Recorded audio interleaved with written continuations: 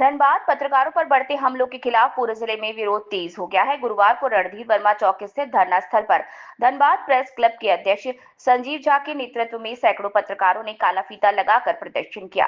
वहीं वरिष्ठ पत्रकार सुशील भारती ने गांधी सदन में विरोध दर्ज करते हुए घटना को लोकतंत्र पर हमला करार दिया। वरिष्ठ पत्रकार सुशील भारती ने गांधी सदन के में विरोध प्रदर्शन कर घटना की घोर निंदा करते हुए पत्रकारों पर बार बार हो रहे हमले की बेहद चिंता जताई। ये लोकतंत्र पर हमला है। विरोध में समाज सेवी चंडी रजक भी शामिल हुए और उन्होंने कहा, पत्रकारों की सुरक्षा सुनिश्चित करने के लिए केंद्र और राज्य सरकार को अविलंब पत्रकार सुरक्षा कानून लाना चाहिए।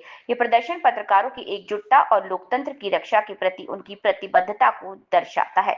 मंजय कुमार भी जो घटनाएं हुई हैं वो कितना निंदनीय है।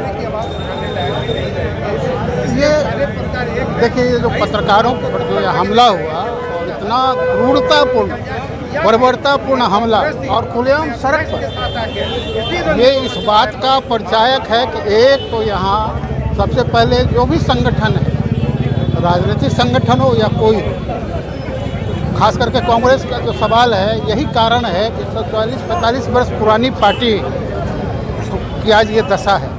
उन लोगों को इस पर सुधार करना होगा, अन्यथा इसी तरह प्रखंड से लेकर ऊपर तक जो ये बहरा गए हैं तो इसी तरह निर्वासित होते रहेंगे। एक दो नेता अगर इनके राष्ट्रीय हैं भी जो वाकई लड़ाई लड़ना चाहते हैं, कुछ करना चाहते हैं, तो वो नहीं जीत पाएंगे। इस हारे हुए लोगों का, चरित्रहीन लोगों के कतार के बल पर आप ये युद्ध लड़ेंगे, वो युद्ध कहीं जीता जाएगा। ये चारित्रिक बल से कोई भी लड़ाई जीती जाती है। आपका वो बल कमज़ोर है, छिन्न है, तो उनको इस पर रिएसेस करना चाहिए।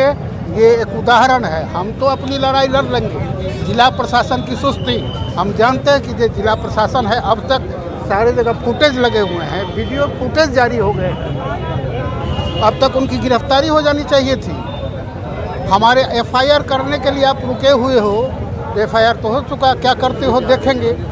चूँकि पूरी रात सत्ता पक्ष के मंत्री फोन पर लगे रहे हैं, यहाँ अधिकारियों को कहते रहे कि इस मामले का किसी तरह निपटाओ, तो वो निपटने वाला नहीं है जब तक कि पांव पकड़ के माफ़ी नहीं मांगे। ये तो हमारा व्यक्तिगत मामला है। ये इस बात का परिचायक है कि हम पत्रकारों को आगे पत्रकार सुरक्षा अधिनियम की बहाली तक ये लड़ाई लड़नी होगी। ये तो होता रहेगा, ऐसे मदांध गुंडे आते रहेंगे और राजनीति में तो वही फसल है जो हम काट रहे हैं।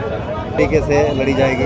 अगर तीव्र एक्शन नहीं होता, 24 घंटे के अंदर गिरफ्तारी नहीं होती, तो प्रेस क्लब का हमारे अध्यक्ष ने कहा है कि वो शनिवार को वो वहाँ डीसी कार्यालय में धरना देंगे, उसके बाद भूख हड़ताल होगी, उसके बाद जरूरत पड़ेगा रांची जाएंगे, दिल्ली जाएंगे। और ऐसे थोड़ी है।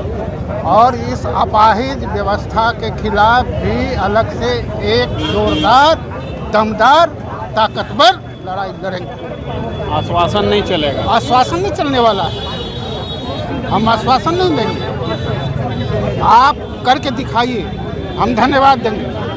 हम पत्रकार धन्यवाद देंगे। करने की बारी आपकी। यही है, आगे बहुत है, कई सारे स्टेप करेंगे हम लोग, और सारे लोग मिलकर कर रहे हैं, करेंगे। कल का जो घटना घटा, हमारे छायाकार के ऊपर जो हमला हुआ, मैं कितनी भी भर्त्सना करूं ये कम होगा। और कहीं ना कहीं आज पूरा कोयलांचल, पूरा धनबाद शर्मसार है। मैं कहना चाहता हूं, इस तरह का गुंडागर्दी का आदेश इन लोगों को मिलता कहां से है। कल ईडी के विरोध में कांग्रेसी कार्यकारी अध्यक्ष रशीद रजा अंसारी जो प्रदर्शन कर रहे थे, इस बीच उन लोगों का आपसी क्या मारपीट हुआ नहीं हुआ।